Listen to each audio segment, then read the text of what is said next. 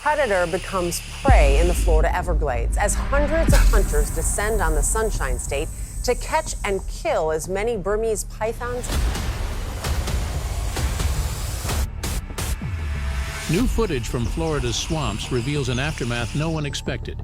And when scientists pressed play on this trail camera clip, the room went dead silent. Not because of what it showed, because of what it meant. We all know the story. Pythons invaded. They wiped out 90% of the mammals. The Everglades went quiet, but this footage was captured deep inside the Big Cypress National Preserve. And what it recorded is something that 20 years of government money, professional hunters, and military-grade tracking never produced. Something has changed inside that swamp. Something nobody engineered and nobody predicted. The river that forgot how to move. Think about living in the same house your entire life. You know every sound, the birds outside, the neighbor's dog, the kids playing down the street. Then one morning you wake up and all of it is gone. Not just quiet, silent. You step outside and nothing is moving. No birds, no dogs, no kids. The street looks the same, but it feels like a movie set after everyone vanished overnight. That is what happened to the Everglades. Biologists who had worked the swamp for decades started returning from fieldwork with the same report. They called it the silence. They would drive along levees that once teemed with raccoons, opossums, and rabbits, roads where you used to see animals crossing every mile. Now they could drive for hours and see nothing. Not fewer animals. None. It was as if the entire base of the food chain had been pulled out from underneath everything else, and the rest of the ecosystem hadn't caught on yet.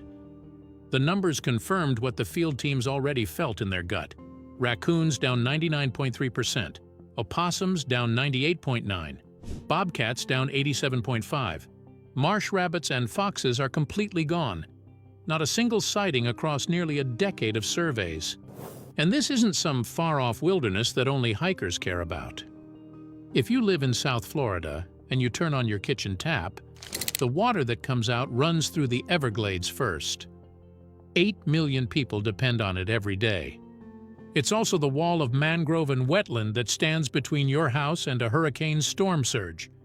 Without it, the next Category 5 doesn't just flood your street, it takes the street with it.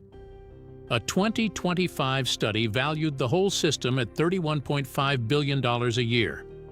Over 50 years, that adds up to $1 trillion. And that trillion-dollar system runs on a food web. The food web was being eaten from the bottom up, like termites chewing through the foundation of a house while the family upstairs still thinks the floor is solid. People tried to stop it. Florida launched the Python Challenge, an annual event where anyone willing to wade into the swamp could hunt invasive Burmese pythons for cash prizes. The 2025 event broke records. 934 hunters from 30 states removed 294 snakes in 10 days. Taylor Stanberry, the first woman to ever win the grand prize, caught 60 pythons on her own, hunting barefoot in Crocs. Meet Taylor Stanberry, the first woman to ever win the ultimate grand prize of the Florida Python Challenge, and she did it in historic fashion. But here's the rest of the math. Since 2000, every program combined has removed just over 27,000 pythons from Florida. The estimated number still out there sits between 100,000 and 300,000. That's like killing one mosquito in a room full of them and calling it progress. Then the snakes started to adapt. The weapon nobody sold on purpose. In August of 1992, Hurricane Andrew ripped through southern Florida at Category 5 strength. Winds passed 165 miles per hour. A reptile breeding facility near Miami came apart. An unknown number of Burmese pythons slipped into the wetlands and disappeared. But the hurricane wasn't the main reason.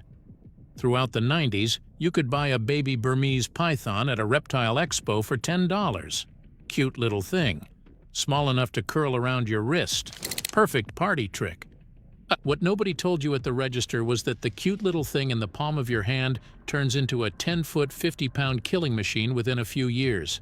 It stops being fun real fast. It outgrows the terrarium. It starts looking at the family cat differently. So overwhelmed owners did what overwhelmed owners do. They drove to the edge of the Everglades, opened the bag and walked away. They told themselves they were being kind. What they were actually doing was dropping a loaded weapon into the most defenseless ecosystem in North America, and the Everglades never stood a chance. Think about it from the raccoon's point of view. Your species has been here for thousands of years. You've never faced a predator that can sense your body heat in total darkness, the way you'd spot a flashlight beam across a pitch-black room. You've never met anything that can hold its breath underwater for 30 minutes, just sitting there beneath the surface waiting for you to walk past. You've never encountered something that blends so perfectly into dead grass and shallow water that you could step 3 feet from it and never know. The raccoon doesn't get a warning. One moment it's walking through the underbrush. The next moment it's wrapped in coils, and it's over. A single female python lays up to 100 eggs at a time. No natural predators in the Everglades. The population exploded. And since only about 1% of Burmese pythons are ever seen or caught, for every snake a hunter pulls out of the swamp, Well, you know, every year Florida hosts the Python Challenge, and every year this 10-day event attracts hunters to the Everglades to help curb this. 99 more are out there that nobody will ever know about. But the scariest part isn't how many there are. It's what they're becoming.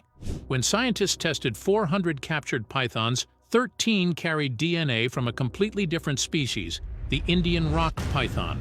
Burmese pythons love water. Indian rock pythons prefer high, dry ground. Mix the two together and you get a snake that can hunt anywhere, swamp or forest, wet or dry. Then in January of 2010, a cold snap killed between 40 and 90% of the python population. Sounds like good news. Except the snakes that survived weren't random. They carried genes that helped them handle cold, almost like running an internal furnace powered by constant digestion. They passed those genes to every generation after them. The cold snap didn't weaken the population. It filtered out the weak ones and left behind something tougher, something better built for a future that includes the occasional Florida freeze. Florida wasn't fighting the same snake it started with. It was fighting an upgraded version, and the upgrades kept coming.